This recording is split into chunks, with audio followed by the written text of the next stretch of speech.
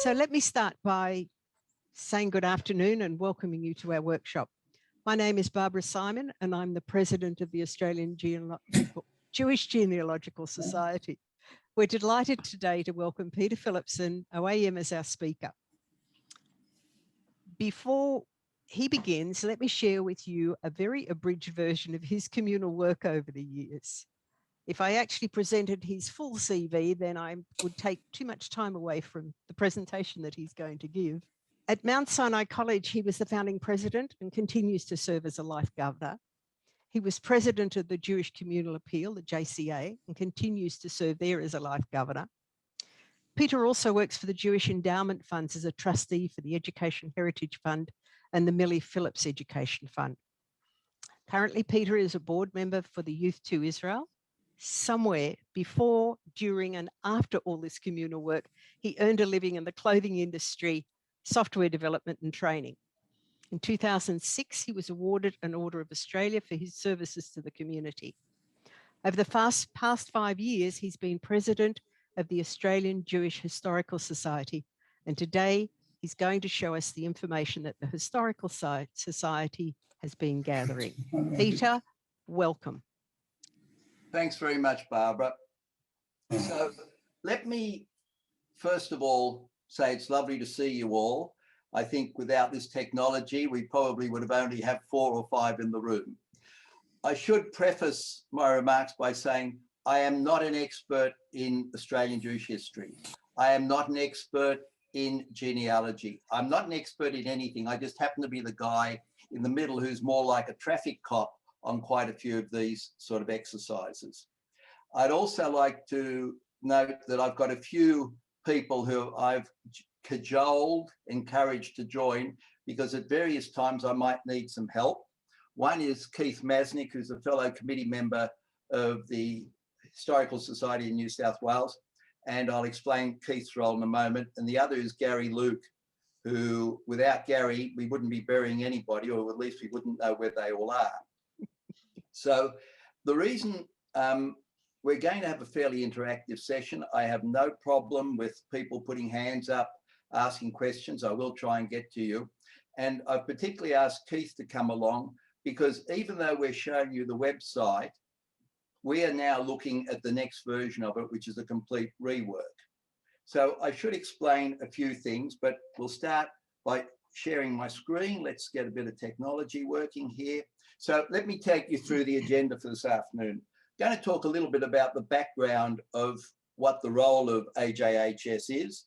And when I say AJHS, I'm talking about AJHS New South Wales, but we work very closely with our Victorian counterparts, and there are various things that you will see shared and work that we're doing together. I'm going to talk briefly about some of our publications, some of the features of our website, some of the databases we have, and also going to talk a little bit about work in progress.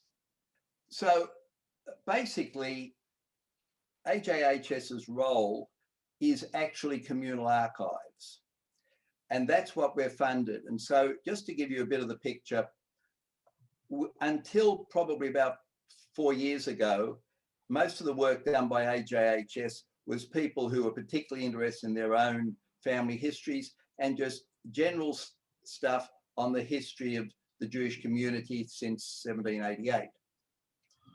At around that time, there's an entity called the Archive of Australian Judaica. I don't know if any of you are aware of it. Some of you, I'm sure, are. So the Archive of Australian Judaica is a collection that's held in the bowels of Fisher Library at the University of New South Wales. It was started some, 40 or so years ago by Alan Crown. And this archive... University of Sydney, Peter. Sorry? University of Sydney, not New South Wales. University of Sydney, yes. This archive was, there were some issues with how it was going to be funded. So the foundation that, one of the foundations I'm on was asked whether we would fund it, which we said definitely. It's about $25,000 a year, which pays basically for the space and for the services of an archivist 1 day a week. And sitting around the table at the foundation, we said, well, what is happening to communal archives? We spoke to the JCA, said, look, we'll pay for some research to be done. Bottom line is there was actually very little being done about communal archives. So the foundation said to JCA, we will fund this exercise as a long-term exercise. To give you an idea, the budget of the Historical Society was probably around the $50,000 to $75,000 a year. It has gone up now, and it's more like $250,000 to $300,000 a year. So it's quite a sizable budget. That budget was such that we could employ a full-time professional archivist, and you'll get to meet Sabrina a little bit later, and also that we could do a lot more. One of the first things that we did was, and you can see on screen a picture of an area that we had, and for those of you who know the Jewish Community Centre in Sydney and Darlinghurst, this is on level 4, which nobody ever goes to, and was used as a storeroom. And this, what you're seeing on screen now is the archives of the New South Wales Jewish Board of Deputies. They were all stacked here in, and this is probably even when they were a lot cleaner, we brought a lot up off the floor and stacked them. It was quite a mess. We received in 2019, 2020, a bequest from the estate of the late Louise Rosenberg, which was enough to enable us to transform what you see on the left as 2018 into what you see now as 2020, which is climate controlled, compactus, all nice sort of stuff. And we're now filling that up with professionally stored materials. So as well as storing all the archives of the community, and amongst those archives, I should mention some of the organisations. We hold Board of Deputies, ECAJ, Walper Hospital. We're now bringing in material from Mount Sinai College. We've brought in material from B'nai B'rith. There's a lot of communal organisations who hand us their materials. I should point out that once it goes into the archive, it actually becomes the property of the Australian, oh, even better, thank you, becomes the property of the Australian Jewish Historical Society, and it becomes our responsibility. If the organisation is a viable organisation, we ask them to contribute to the costs of doing this work. On the other hand, we have taken materials in from synagogues that have disappeared, organisations that are disappearing, all the rest, and there's no charge in that. We see that as part of our responsibility. We also have a lot of publications on our website, and these are all now, we're all going online. For example, for our journals, which I would think that many of you are aware of, I would hope that many of you are members of the Historical Society, either in New South Wales, Victoria, or ACT. The journals come out twice a year. They're approximately 200 pages of carefully collated and reviewed high quality articles. They've been going since for about 80 years now. So it's quite a large collection, and anybody can see the journals up to volume 20. If you're looking for more recent, which is probably, and Keith can correct me, I'd say probably about the last, must be about 8 years or so. For those, they're only available to members or subscribers. We also, our newsletters are all online. And one of the things that we're doing is we're now putting a lot of reference books online. The Society has published various books over the years, and nobody buys books today. So what we're doing is we're digitizing a lot of these, and we're putting them up online for free access, because we feel it would be wrong for us to sit on them.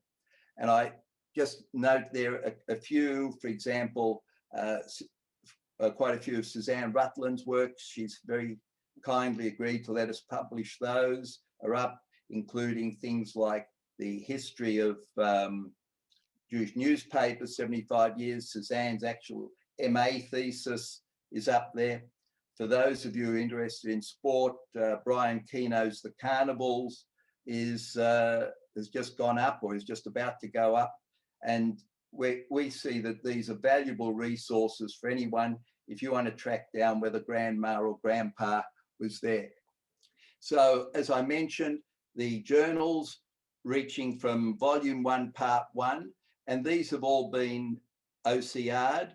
Some of the early editions are a bit patchy. There's very little we can do about that because the fonts that we use do not like OCRing, whereas you can see the most recent one, which is a much more elegant presentation. When you come into the website, this is the page that you normally see. Can Barbara, with your help, can just indicate of the 28 participants, can we get a bit of a feeling of how many have actually ever been to the Historical Society's website? About 9. All not right. Not all of them. So for a lot of people, you've never visited the site. Sorry, but in that case, we're going to take it a little bit slower. And I'm going to assume very little knowledge of what's there. Okay, if that's all right with those who probably know their way around well. Peter, just a matter of interest, we have about 1,000 visits a month to the website. Okay, and obviously there are something like 20 people in this session who are not in that group. All right, and by the way, Keith, anytime you or Gary want to chip in, please go right ahead. So if you come to the website, this is what you will immediately see. One of the things that we started was a timeline. Let's hope it comes up.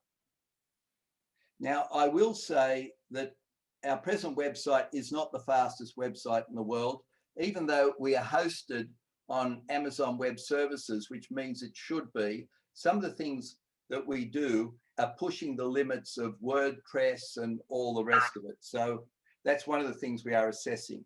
So the timeline is a very handy exercise. We have different ways. This is very handy for people who are not Jewish, who want to know a little bit about the Jewish community. And you can look at items on the timeline, let's say highlights. So you can see various things, you know, first Jewish communal organization, the Hebrew Kadisha, formed 1817. But this is very good if you've got, as I said before, people who are new to the community and want to get a feeling of some of the highlights and things that have happened in our community. So I'll just scroll you through a little bit just to give you a feeling. Many of you will know a lot of the facts here, earliest Jewish marriages, things like that. So that takes us through the timeline. So going back to the resources, there are a couple of ways to do it. And let's now, I'll just take you quickly into the journals and the newsletters. And you can search the journals and the newsletters. The journals come complete with abstracts. So for example, let's say, I know, pick a topic, something, let's say immigration. It'll churn away. Gary Luke gets very frustrated with this, but sadly, that's just the way it is. Peter? Yeah. To do what you're doing, do you need to log in first? I actually, sorry, if you look up the top of my screen, you'll see that I actually logged in before we started. Now, for this part, you do not need to log in. Anybody can do this. And anybody can see the abstracts, including, I'm pretty right, aren't I, Keith, the abstracts for all issues? Yeah, Keith's nodding. Correct. So I just did a search on anything to do with that immigration. I come down and there's something about, let's say I want to, oh, that's interesting, Bendigo's economy, etc. Bendigo Jewelry. So if I click on the view button, it drops me into that actual article. I can read the article on screen. I can search through it, I can print it, all of those sorts of things. So it's a very good way to get into the journal and find what you're looking for. If you're particularly looking for a year, by all means, you can search for that. So let's say if I said I only wanted things, immigration that were published in 1988, it'll grind away. And there's an article on the 1986 census by Rabbi Porush, and we can go and have a look at that. I think you'll find this informative, not just when you're looking for specific things, but I find sometimes it's just interesting reading. And guys, if you want to find out more about the 86 census, I'm sorry, you're going to have to do it some other time. So going back, similarly, by the way, you can look through our newsletters. I'm not going to take us into those at the moment. I'll move to the next area of the resources. And there's two ways you can see resources. You saw it before as tiles. And this is actually, once you've got past the pretty stuff and you're serious, this is probably the fastest way to get around. And these are all the various areas. So I'm going to go a little bit off the script here and probably go to the area that I think would interest you most, which is burials.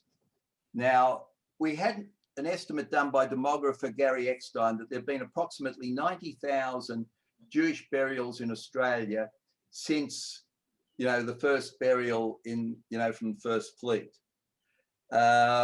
This version has, I think, 79,000 burials listed. We have a new release coming out, Gary, 82,000 we go up to, don't we? I think it's 80, Gary? Yes, just over 82,000. Gary, would you like to just talk a little bit about some of the extra work you've been doing to enhance this? A lot of the work I've been doing, others have been doing. Ian Samuel, who's on this Zoom at present, down in Melbourne, Don Cohen over in Western Australia. It's been good calling on the expertise of other states about all of this as well.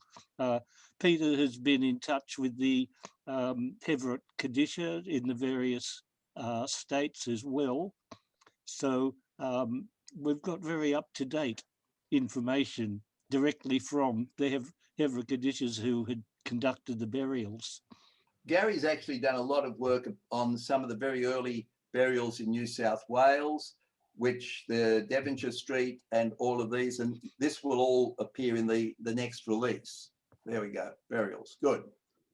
Okay, when you come to the burials, and as I said, I'm assuming that this would be probably one of the most interesting parts for those on this call. We have 4 different ways to go in. Quick references for quick and dirty. Inscriptions, if you just want to search through the inscriptions.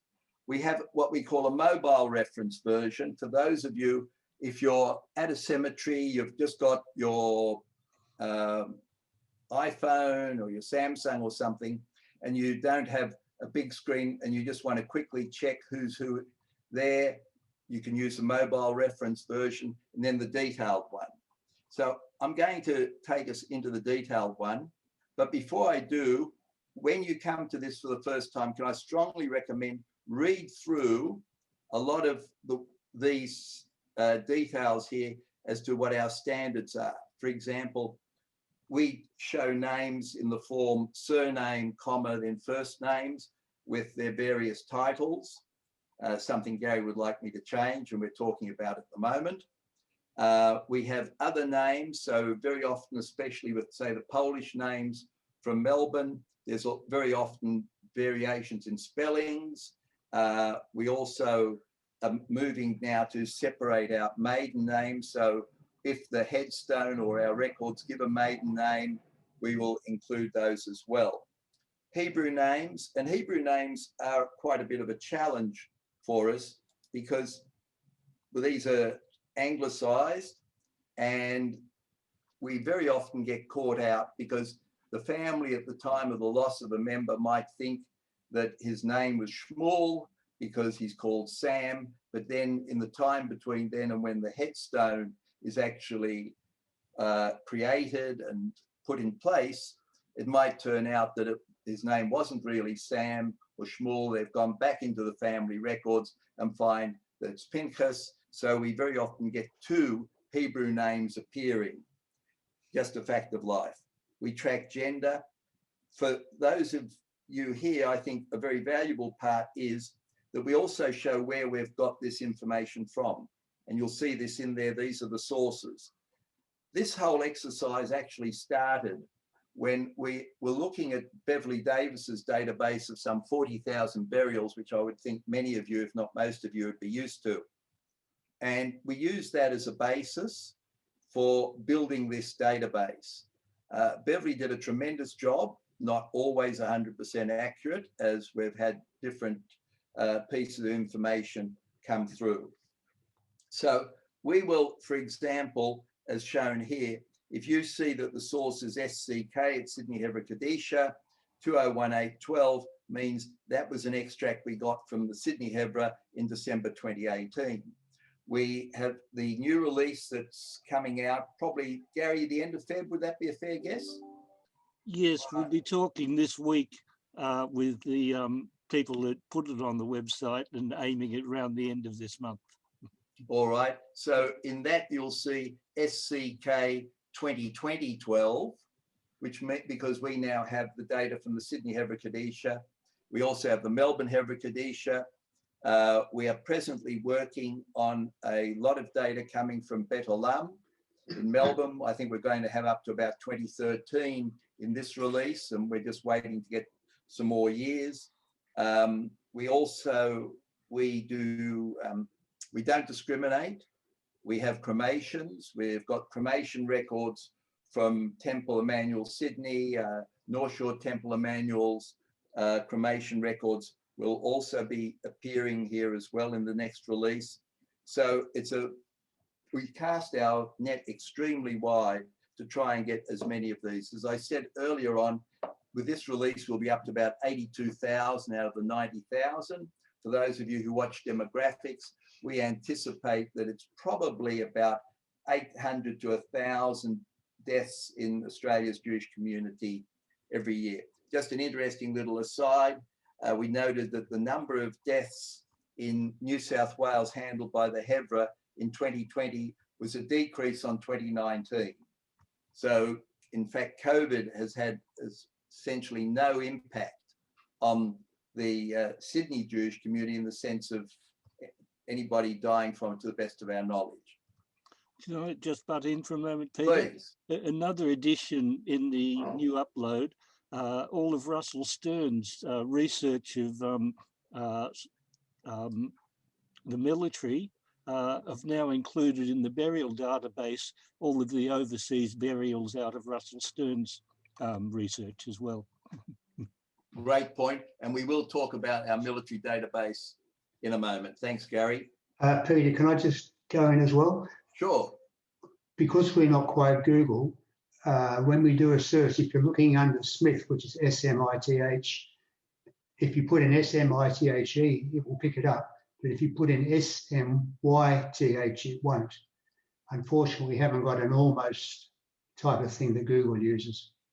Yeah, quite right. So one of the things that we are looking at is whether we do, whereas we have various forms of the name quite often shown, we don't have a sound X. It's something that Gary and I have been talking about for some time. It's not the easiest thing to implement, but we're considering that as well. And we'll come to that when we talk about future plans in a moment. Now, dates for us are a real nightmare. I think that's probably the best way to describe it, because very often the only date we might get, particularly in early burials, is the year or the month and the year. And we also want to give you the ability to search and have ranges. So we're trying different methods. And in fact, I think, Gary, in the next release, are we going to be going to the year range only, please?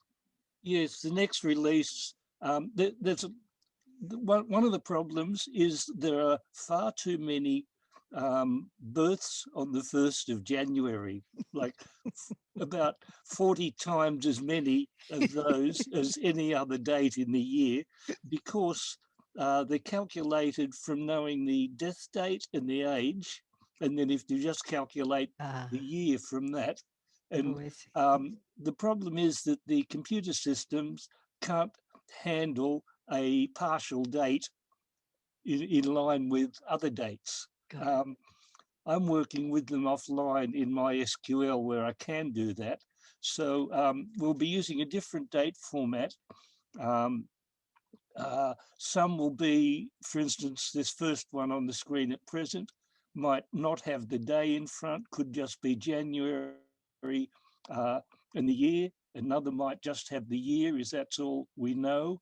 Or if it's approximate, like those calculated ones, it'll have circa or C in front of the year. Better indication that it's not absolutely definite, it's around that year, which then means that they can't be sorted as dates and can't be searched as dates. They become character strings, but we will be able to search for a particular year by putting in the year at the top of the column, because nothing else would have 4 digits. Or if you put the first 3 digits, it would be able to filter, not search, but filter for that decade at least. So until the new system that we're talking about comes in, this system will have the dates in that way, where you will be able to filter for a decade or for a particular year. Peter, it's Ian here. Can I make a public plea? And you know what I'm going to ask? Yep. I still have difficulty, even when I put commas in. I would dearly love it if you could have one column for the given names and one for the surname to make it easier to search. Your mate Gary agrees with you. Yes. Two against one. I think it's a done thing. It's something that Gary and I have resolved. So, yeah, we will be moving to that. Praise the Lord. As it is at present, at the top of the full name screen, if you put in the surname and end it with a comma, then it will only, because a comma is a legitimate character, it would search for that combination of characters only among the surnames. Or if you wanted to restrict to a first name, put a comma space and then the first name. Right. So using a comma and space as a trick, you can search for either surname or first name separately. So just to give you an idea, the sort of things that in this version, and we are now in the detailed view, so this is the serious user view. So you run across, you can do dates of birth, we track city of birth, country of birth, date of death, obviously. Sometimes the date of death on the headstone differs from the date of death in the Hebrew record. You know, there's the interesting question, of course, if they died at 10 o'clock at night, or and the doctor only came to do the death certificate the following morning, that sort of thing. Hebrew dates, age, cause of death, which we actually have, interestingly, from our WA records, they show cause of death, date of service, when the funeral, the cremation took place. Cemeteries, you can search via whatever cemetery you want to find, whether they're buried or cremated, and the exact location. We do track Beverly Davis's entries, so we keep looking at that, and also the inscription that was on the headstone. And as you can see, we've even some places we get father's Hebrew name, mother's Hebrew name, community, were they Levi, Cohen. And then if you remember, I mentioned source. So let's say, look at Gustav Menkes. His record came from the Rookwood records in 2020, April. And also we have got a record from the Sydney Hebrew Kadisha in December 2018. And I think that covers it. There's room for notes, and Gary will actually can talk a bit, but we've got transfers as well, and they're going to be handled differently in the next version also. Because not everybody, particularly in the early days, was a final resting place. They got relocated. Moving back, if I come back and I click on the view button, and you'll find this in a lot of our databases, where we have headstones, available photos, and this is Rookwood where we have a lot of them. That's already included as well. So here you can get a single page rather than having to scroll across, and you can get the whole picture of this man. He happens actually to be my late uncle. That's why I picked him, because I knew all the facts were there, but it's similar for pretty well everybody. Any questions? Sarah would like to have a word. Yes, I noticed that you've got their tribe, but the question was, is someone a Cohen? That's not a tribe, that's a family. It's part of the ladies. So maybe it's just say religious, I don't know, family or something like, I don't know, or put Cohen or Cohen or Levi or something like that, because everyone else is Israel. Okay. Some of the fields, a lot of the fields are pretty inconsistent, depends on what the various Hevra Kadishas may have collected and sent to us. That would have been, tribe, I imagine, would have been at the top of a column in Excel from, I think it was from Western Australia. Exactly. So I did a bit of a survey of it, and some of the things like the parents' Hebrew names, there might only be a couple of % of the whole lot of the records where there is any information. So some of the, aside from the main parts like the cemetery, the name, the primary dates, Hebrew names even, apart from those, a lot of the other columns have very inconsistent and minimal information. Gary, the Melbourne Hevra Kadisha on their spreadsheets has the heading Cohen / Levi / Israel for their heading for that. Don't know if that's of any interest to you. Well, Gary, we'll leave that to you. If you want to change it for the next version, your call. We can add them in there, but also it depends on, they pass through a whole team of what Peter calls the elves who do the transcriptions as well before it gets to me. Okay, Sarah has another question for us. Yes, I was looking at the sources you were using and so on, and I couldn't see that you used the Adas Yisrael Hevra Kadisha. They've got their separate cemetery in Melbourne. Have you got anything from them? Good question. I think I can answer that. Yeah, I can answer that. Thanks, Ian.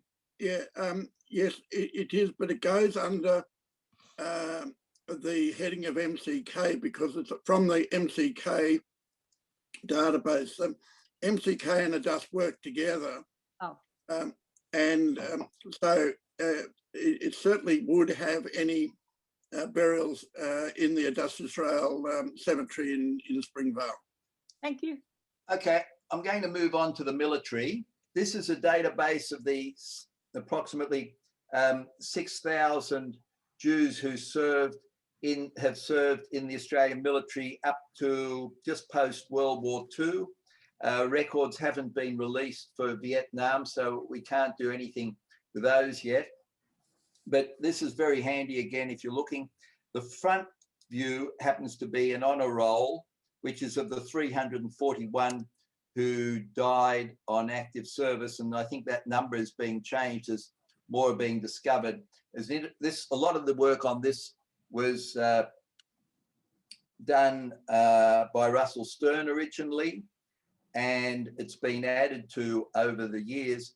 Peter Allen at the moment is doing a lot of work to do bios of the 341, and those, when they're ready, will also be loading up here. So I'll run you very quickly through these, and then we can talk about some of the others. A quick way to see it is once you've saved, you're searching for a name. Can't think of a name here, but I'm going to just cheat and pick one out. I'm just jumping to a page. Okay, let's have a look at Norman Brand, who was killed in action. We know where he's buried. And if you click on the view button, you'll get the whole story. Now, if there is a picture available, of him, we'd be very happy to put it up here. There's a generic photo there at the moment. We also have direct links to the National Archive. So you can find their record in the National Archive directly from this. It saves you digging around. We think we're pretty well matched up. This applies, by the way, to all the records that we have here. If we have a link to the Australian War Memorial for the person, there's their War Memorial record as well. So again, for those of you who are trying to track down people with military records, that's there. And by the way, as Gary mentioned, he's incorporated military burials into the next release of our burials database as well. The military records have had quite a checkered history. We have quite a few people who have done books on Australia's military. And so we've also included, and there's a view called All Enlistments. It includes records that come from various sources. Some have later on been proven or shown, mainly by Russell Stern, not to be Jewish. And for us, it's a bit of a challenge. So if you look at this view, you can see that the person there, if he also appears, say, in Pint, who's sort of the definitive World War II listing, before Dappen came along, or Boas, the World War I, you'll see that their names appear there. We show which conflict that they were in. So, for example, if you wanted to see those involved in the war or the South African War, you could just do a search on those and you can get them there. We think it's a pretty comprehensive database. We show which units they were involved in. So, for example, these people, they all would start with a Boer, meaning it was a Boer War enlistment, and their regiment as well. Quite often we have their serial number, everything there. As you can see, here's an example of somebody who was originally incorporated, but later has been found or not to have been Jewish. So we do flag it there. If we, whatever dates we have, when they were born, killed in action, any notes. An interesting one here, there appear to be two different Harry Mark Adlers.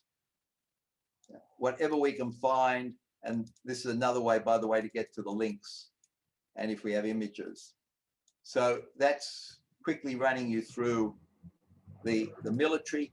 I'm going to quickly jump into the parliamentarians.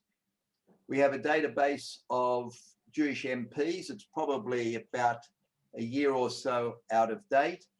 But if you're interested, you can quickly search through and let's look if we got our friend Julian Lisa in there. So there's Julian Lisa, who for the New South Wales people would know him. Julian also is a guy that we're very nice to because he happens to be on the board of the National Library of Australia, who've been doing a lot of work with us for our digitization of Jewish newspapers, which we'll mention later. So there's Julian's story. Again, click on the view button and you'll get his background. Oops, that one doesn't look as if it worked correctly, does it? I'll now jump to Ian Samuel's favorite area, which is marriages. Ian, do you want to talk a bit about the background of our marriages and marriage databases and all the rest? You're on. A few years ago, I had seen first some stuff that had been scanned and put on microfilm from by the Historical Society from a few of the shuls. And I had a feeling that there were a number of shuls where the records, if we weren't careful, would go missing or had gone missing. So I began a quest to get all of the marriage records from the various shuls. And so far, we've got catalogued over 30,000 records. And the way it operates is that I approach the shuls, ranging from Adas Israel through to all the progressive shuls. And I am delighted to say that I have not had any knockbacks from any of the shuls so far. Sometimes it's taken 2 or 3 years to get it, but I am a patient person. Persistent is a better word than patient. Yeah, right. Well, yeah, I don't give up. Thank you. And I have a team of Rodney Eisfelder, who is a genius, and Max Wald, who is exceptionally bright and is an expert in particular on deciphering handwriting particularly of Polish or European towns, which some of the writing on some of the records is almost indecipherable. So we've collected these, we've put these into a database. Because of both privacy rules and undertakings that I have given to all of the shuls, the records that are more recent, and we've chosen a period of 80 years, they're not available to everyone, but they're available to people who apply once they show that they're genuine genealogists researching their family, and for whatever reason, and we're able to supply them with these records. And thanks to the great work of Peter and his team, we've been able to broaden what began as Melbourne and then some interstate shuls through to the Sydney ones, many of whom I knew and had approached and received their records, such as the progressive shuls. But some of the more orthodox shuls I wasn't as familiar, and Peter has been able to get them. And yes, I believe that we've got the yeshiva in Sydney. I just saw a question poke up, but I would be delighted to hear of any shuls that you can think of. And between Peter and I, particularly for the Sydney lot, we can approach them. And it's when I hear of a new shul or of a marriage that I can't find, that we begin our detective work, and we've been able to get a great cache of records which are now preserved for future generations. So what we have is we only publish those that are more than 80 years back. So it's 1940 and earlier. But as Ian said, if you're interested, you've got either a family connection or you're doing proper research or something like that, we're only too happy to help with the more recent material. So this listing is more for people who are looking, as I said, for those marriages from 80 years ago. I'm now going to take us to another part. I want to talk about Jewish refugees. Now, this is something that you can get into major arguments about what constitutes a Jewish refugee. We have not been particularly disciplined in that. Some people would say that, well, for example, the Russians who came in the 70s and 80s were refugees. Some would deny that, saying that was voluntary.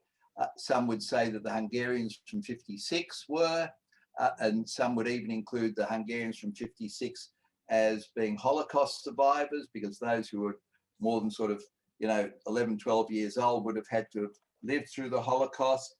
But we're not particularly concerned about that. We are in discussions now. I have asked Suzanne Rutland and Gary Eckstein to come up with some definitions for our purposes. So the World War II Jewish refugees listing is based on a listing that this actually says of Jewish refugees arriving in Melbourne between 46 and 54. In fact, there are quite a few who then moved on and arrived elsewhere. The majority of refugees at this time came in by ship and came in through Fremantle. And we are in negotiations with the National Archive of Australia to try and get the actual shipping lists electronically, so that we can start trying to cross-check Jewish burial records, Jewish marriage records versus records from those shipping records. So anyway, this is another valuable database for those people who are trying to do research. Many of you would know this is, I think it's a Shapiro database, but what we have done is we've cleaned it up quite a bit, and we're starting to put in, for example, here, if we pick up a date from the burial database, something like that, we'll try and include that sort of information as well. And you can see this is fairly extensive. Let's say you want to look at a ship. I'm going to say the Johann, hopefully the Johann de Witt, and you can see there were 71 people in this list on the Johann de Witt. In fact, there was probably about 10 times more Jews who came on that ship in 47. These are the ones who are there. We are negotiating to try and get access to records from Jewish welfare in Sydney and in Melbourne to expand this list out further. So that's our Jewish refugees database. Just before you move on, Peter, I think Sarah's got a question for you. Sarah, go for it. Yes, I think you've touched on it slightly talking about Jewish welfare. I know a number of people arrived as refugees hiding the fact they were Jewish and only revealed it sometimes as long as 10 or 15 years later. I mean, I actually know some of these people and some of them are now from. How do we track them? They're from Hungary. A number of them, especially from Hungary, they pretended they were Catholic. And some of them went through England, changed their names, and then came out pretending they were something else. And when they, like my cousin's wife was sent to her grandmother, I think it was, in Sydney, Mrs. Epstein, when she was 12. And Mrs. Epstein says, because she's actually Mrs. Epstein's from, but am I Jewish? And she said, Mrs. Epstein said, fuck you me, darling. Of course you are Jewish. That kind of stuff. And some other friends also went to a Catholic school, and later on, they decided to let people know they were Jewish. Sarah, we do not claim to be the ultimate authority on these things. If we're given records from reliable sources, we'll incorporate them. If we do have provision on the website, you'll see that there's a suggest edits little tag on the side of most pages. And if you either see something wrong or you want to add something, if you just click on that, you can fill in a form and send it to us, and we will do some homework. I'll just see if I can move this around. There's the suggest edits. So let's say I'm looking at some of these records, and if I want to suggest an edit, there you are. That's where you put in the info, whatever it is. You can upload files, all the rest. And if we feel it's bona fide, we will incorporate that in later releases. I also remember Lionel Sharp said that there's a whole crowd of people who arrived in Melbourne pretending to be other than Jewish. And the first thing they did was head to the yeshiva. Look, I mean, that's been the story. As I said before, we are not definitive. Interestingly, in discussions with people, say like Jewish welfare or Jewish care as it is now in New South Wales, there's a whole lot of discussions about confidentiality. We are putting to them that people who arrived here 50, 70 years ago, we feel that should be something that's shared, because we're concerned that these records could be lost to the community. Many of them already have, and particularly for demographic purposes, we really would like to be able to try and get a handle on as many as possible. Moving on from refugees, any general questions while we're rolling on this? Am I clear to go, Barbara? No, Irving's got a comment for you. My question is, as it turns out, I'm adopted. How would one find out whether I was Brist in my before or after my adoption, and whether I was Brit in my birth name or my adopted name?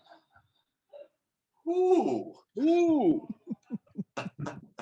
When you first said to us, you were trying to establish whether you'd had a Brit, I was going to say that there's a very clear way to work that out, but, but I don't think I'm going to go there.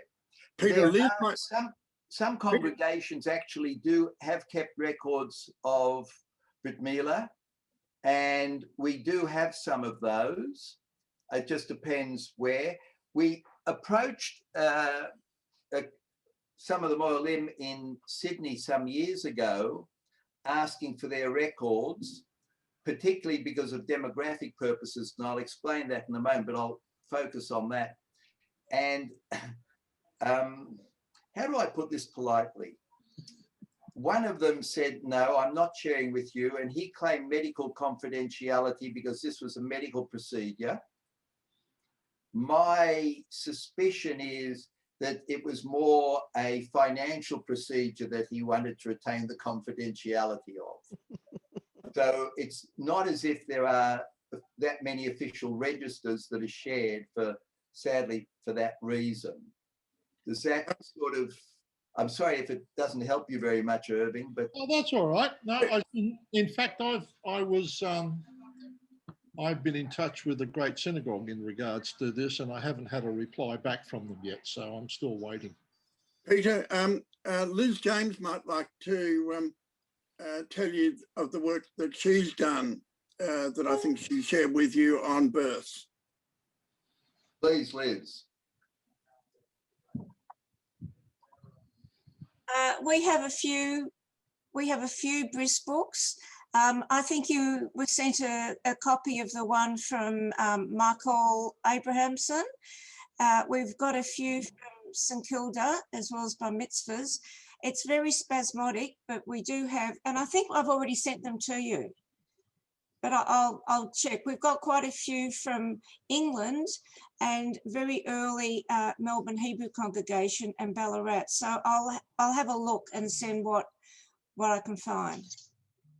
Okay, moving along, I'm just going to take you now down to the podcasts. Ruth Lillian has been doing a lot of work interviewing people and creating a series of podcasts. These run about 20 minutes, and there's a list of them here. So if you've got about 20 minutes, you can just click on these, listen at your leisure. We are looking at extending these regularly, and there's another release of these being done by Ruth where she's talking to people who actually have direct family connections and to do their family histories. You know, where the family came out from Russia in the late 1800s and what happened to the family then. So that's another nice spot for you to go and have a look. I'm just aware of the time. So what I'd like to do now is if Sabrina's online. Is Sabrina online, Barbara? Yes, she is. I am. Okay. In New South Wales Historical Society, as I mentioned right at the very beginning, where our brief is the archives of the community. Sabrina's our senior archivist, and this is her baby. We are now in the process of putting in a whole new system. And in fact, if you look on our website catalogue and that, you can pretty well assume that that's going to be right out of date. So Sabrina, if you'd like to take over and talk a little bit about what we're doing with Archivera, thank you. So as Peter mentioned, we have a new archive management system called Archivera. And what it would do is it would obviously contain all the items and series and records that we have in our archives presently. And that will allow users, researchers, and the general public to search on material. Saying that, inbuilt with any of this would also be any records that are of restricted access. So not everything in the system would be available to the public at large. There would be some items and some records that would be restricted from the public to search on. So, for example, anything to do with certain minutes of meetings of the board of management, any sort of, we have a few disciplinary records in a couple of the organizations. So certain items would be restricted to the general public. But as an archives, we like things to be as open as possible so that people can search and for, you know, for a certain aspect of Jewish history, and search through organizations such as the Jewish Board of Deputies, the WALPO, if they want to view certain photographs. Bene Braith has quite a large collection in here as well. And also coming on board would be a lot of the records from the Australian Union of Jewish Students and so on. So our collection is actually expanding. But we're very aware of security constraints. So anything that I collect as the archivist, I do ask the actual organization whether they would have certain records are restricted, or can they just be open to the public. So there's a lot of sensitivity around records that we look at as well. As Peter mentioned, on our website now there's quite a few collections that we have. But saying that would all change once Archivera goes up on our website, and users will be able to use the portal that will allow them to search for material, to do basic search, advanced searches, and so on and so forth. So what you see on the website now is not the way it's going to look at the very end of the day. At the moment, we have migrated a lot of the data into Archivera, and it's still in the testing stage, but we're almost completed. So what you see now on screen is the back end of the system, which is the end that I use in the system, where I would put in information, the data, and I will do a lot where I work as the archivist with a lot of the searching.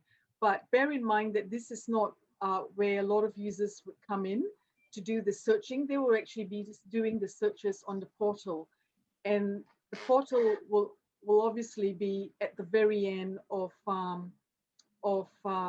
the data migration, and where all the test data has happened, and then it's ready to go on to the website. So what you see is not the way you would actually view your searching at the portal end, but obviously the information would still be the same depending on what you're actually searching on. Does that kind of make sense? Okay, so what I've done here is I was just going to go through some very basic searches for you. So I've put in, for example, Maccabi, because I know it's there. Mind you, I had to do this because we're still in the staging phase, and I wanted the searches to work rather than waste everyone's time when things don't work, you know, during a test database. So this is a very basic search, and I assume that a basic search would be the same on the portal as it is here. But saying that I will be working with the people at Archivera to build up some safe searches on the portal, just to preempt the type of searches that people would look at, and you know, and it makes their life easier at the long term if they want to search for information. So let's say we search for Maccabi, and when I look at this is very basic search in Maccabi, it would tell you, it will come up with everything in the database with the word Maccabi. So if I wanted to look for the minutes of the meetings of the Maccabi Tennis Club, for example, I will click on that, and it's telling me that this is series number 2, and so on. And if I want to see what the actual items number are, what the items are, I will click on children and inventory, and then it tells me that there's an item in there, and it says that this is item 1 in series 2. It's in box number 1. This is the community organization number. The home location is the Louis Rosenberg Communal Archive, which is on level 4. And it's telling me that this box number 1 is in bay 3 in the Louis Rosenberg Communal Archive. And if I actually go into that item, I would find all the material related to this specific series, which is the minutes of the committee meetings of the Sydney Maccabi Tennis Club, starting from 1975, 76, 77. There's some years that have been skipped all the way to 1998. Obviously, it's not complete, but that's the information that was given to us, the records, and that's what's actually in the system. Okay, Sabrina, we've got a question from Sarah. Sure. Sarah, unmute. Okay. Yes, I noticed you said you have AJHS. Does that include Suju and Nuju, as it was later too, and the other organisations that later went into AJHS? As far as I know, no. I still have to look at the records that they have, because I just sort of acquired them a couple of weeks ago. But there's a whole lot of, there's about 45 boxes out at the Archive of Australian Judaica, of AJHS records dating back to the 70s. So I'm about the 60s. I have some things from the 60s. I was okay. So if it goes back to 60s, then the records that I collected from AJHS out at Shalom College probably will not have those records. And I do know that, I mean, I just saw this on Friday, the records out at Archive of Australian Judaica dates back to the early 70s. So so it postdates the 60s. So but you never know, because as we go through the records, we might find some stuff that weren't catalogued, because a lot of the items out at AAJ were quiet, but there hasn't been an intensive catalogue and indexing of those records. How do I contact you if you want to maybe scan, photocopy some of these things that I have? I mean, I don't want to give them away, because they're things that I wrote. I was one of the editors of the Jewish Students Forum, for instance. I'm sorry, I didn't get that. I was one of the editors of Jewish Students Forum, so I don't want to give the things away, but I'd like to make them available for you to scan if you wanted to have those records. Definitely. How do I contact you? With the Historical Society. I'm at the Australian Jewish Story. I mean, if there's a lot of what is it, a journal? Like, are there journals and stuff? Yes. I don't tend to have everyone all together. I probably do have more somewhere or other, but you know, I do have a number of issues. Yes. Yeah, we would say. I was on the committee for some years. Yeah, we need to scan those.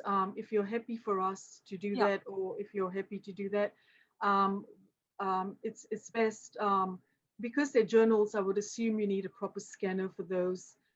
So I probably would need to have a look at them. And if you're happy to come in one day, I mean, you don't have to bring the whole collection, but you know, just a sample, so that we can see the best way to scan and to digitize the journals.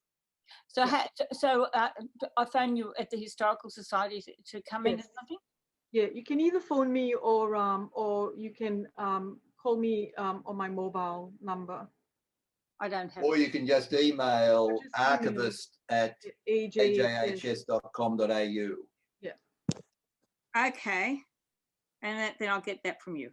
Yeah. Sabrina, let's say that somewhere we happen to have, you know, the not that we've done it yet, but we digitize the minutes of Sydney Maccabi Tennis Club.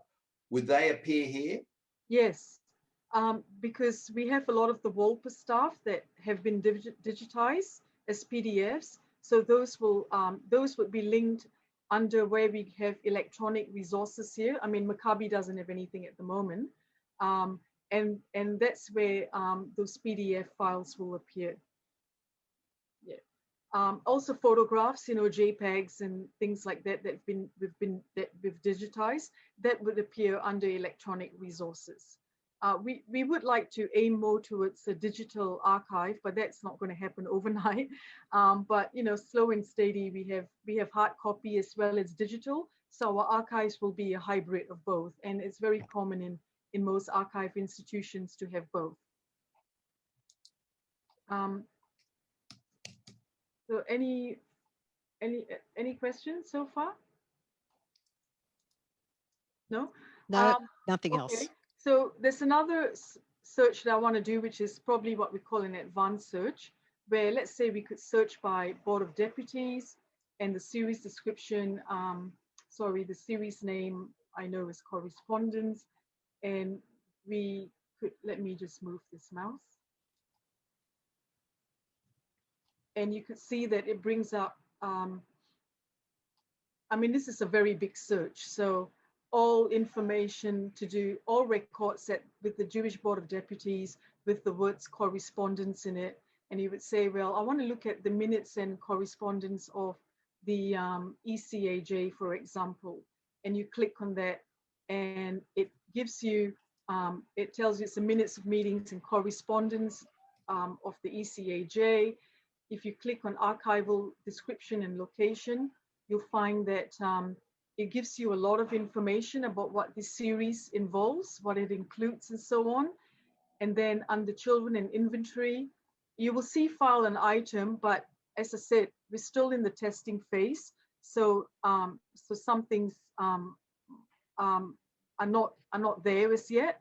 So if I click on, let's say, file and item, for example, it tells me that this is item 8 in this box, and it's located in Bay 4. And if I actually click on notes field, it might have further notes to do with this item and so on. And anything, you can search on anything. You can search on the notes field, on the series field, on the name field, and so on, because we have a very generic search option here called free text, where it takes in any word that you want to search on. So if you want to search on the word Maccabi, it will bring up anywhere that the word Maccabi exists, whether it's in the notes field, in the title field, in the series field, in the item field, and so on. So and that's where, as I said, before we roll it out onto the portal, I would actually be doing some safe searches so that individuals who are coming into the portal would be able to look at the safe searches and say, oh, this is a search that I can use, where I just want to search for all words within the database. I want to search for everything that has the word Kaplan in it and Masada College, and then it will bring up that search. Or I want to search anything with the Jewish Board of Deputies, with the minutes of the meetings of the ECAJ, and it will bring it up. So you can narrow searches and you can expand searches as well. But that's in the making, because to do that, I need to pick out subjects as well that I have to link into the system, and that's going to take us some time as well to do. But the searches can be quite powerful. So it's a slow moving piece, but we're getting there. Very slowly. Yeah. Yeah, as we just wanted to give you a bit of a preview of what's coming. This is a very large undertaking that the Historic Society has been working on for some time now, but we're looking forward to having the end result and having it available to everybody. I'm cognizant of time, so if I can just take control again, I just want to give you a very quick heads up, ladies and gentlemen, on a major project that we've been undertaking, which is coming to fruition, and that is the digitization of Jewish newspapers. This is a piece of work in conjunction with the National Library of Australia, National Library of Israel. It's a $300,000 exercise funded by National Library Australia, Israel, and donors via the Australian Jewish Historical Society. There are 200,000 pages of Jewish newspapers now being digitized by the National Library. It's hoped that the work will be finished at the end of March. And so you'll be able to do searches on Trove. For those of you who've never used Trove, Trove is a great resource. I've just got a typical Trove page up, and I've done a search that says, say, Hebrew Standard and Porush, and you can get all these articles coming up. You can read through them, zoom into them. On the side, you've got the actual OCRing of it. And for those of you who actually do this, can I encourage you, if you see errors, please go ahead and fix them, and you can save them and be very comfortable with that. You actually are not in any way interfering with the original digital image. It just means that if a word has been transcribed by the automated system, it means it gets picked up and is corrected. And so next time somebody else is doing a search for the same thing, they'll get more information. So I'm not going to spend a lot of time on Trove, but we're really excited about this because one of our objectives as the Australian Jewish Historical Society is to make it clear to the Australian population at large that Jews have been in this country since the First Fleet, and we've got this large infrastructure and there's a lot of history. So on that note, I think we're just about run the clock down, Barbara. Happy to take any last questions or throw it back to you. The question to you, Peter, is are there records of births as well? Where actually, for example, quite a few communities have tracked births, and we do have births databases. Not everything we have we put up on the website, but births are another step. In fact, the discussions that we're having are, and I hope nobody takes offense of this, we're looking at creating what we're calling the Great Australian Jewish Database, that effectively you can have a name and that's linked to birth, marriage, military, death, those major life milestones, and that we're moving to a relational database system to be able to do it. So this is something that Gary Luke is very keen on seeing happen. And whereas we know that deaths are probably the one thing that we can be pretty good at getting most of and publishing them, because there's no, if somebody's buried, there's no actual legal rights that they have to privacy. Somebody who's no longer alive can't sue you for defamation. We just have to be a little bit more careful when we are dealing with people who are living. But we really would like to have that as a super king size, the Great Australian Jewish Database. Right, thank you. If you have used the Jewish Gen, International Jewish Gen Unified Search, modeling something like that, where put in names or whatever criteria you're looking for, and then a listing of various data sets and whether there's any hits in them, and then you could open them up one by one. But the unified search on Jewish Gen is the model we'll be looking at. Fantastic. Thank you. Helen? Oh, sorry, I had a simple question. I wanted to know how you got to that Trove thing from the front page that you've got. You can't at the moment. For that, just went to trove.nla.gov.au. Oh, it's okay, because I've got your site up on a different screen, and so I'm following you as you go, and I couldn't see where to get it. But I assure you that once the newspapers are all available, yes, we definitely will be having the link to Trove and an appropriate introduction. Okay. Any other queries? Yes, Sarah? Yes, in relation to births, some shuls, of course, are keeping records when someone's come up and named a girl or they've had a bris. You might be able to get some of that. And of course, you do have some announcements in newspapers, including Hamadia Australian edition. They have the birth notices. Okay, thank you. Thank you. Barbara, I think that does me. I think that's right. I think it's been a wonderful session. Peter, thank you so much. Sabrina, I'm not sure whether you're still with us, but thank you also for sharing with us this new and very exciting database that you are all creating. We really appreciate you coming on and showing us something in its test mode, which is always challenging, as we know. Peter, thank you very much. It's been a very interesting talk, and I'm sure that once people start using the site, they'll have lots more questions to ask. So, and if they want to join the Historical Society as well as the Genealogical Society, we are very happy to take your memberships. There's two types of membership. I should give a plug. Sorry, Barbara, but no free lunch. One is that you can become a member of the society, and that means that's $60 a year, and that gives you voting rights. Or you can become a subscriber, which means you can get to everything electronically, no voting rights, and that's $30 a year. Now, for those who pay the $60, they also, at this stage, we send you out a hard copy of the journal twice a year, which is a very valuable piece of reading.